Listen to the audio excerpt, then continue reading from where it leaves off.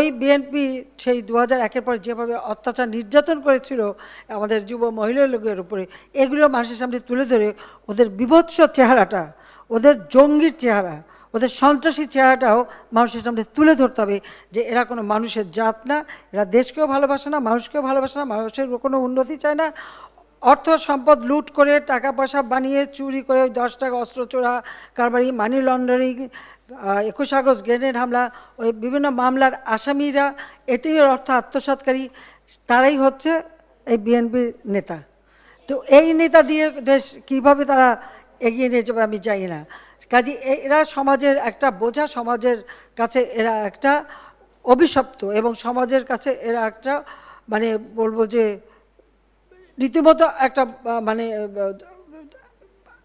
সন্ত্রাসী ছাড়া আর কিছু বলা যায় না, আমাদের এটা সন্ত্রাসী হিসেবে পরিচিত।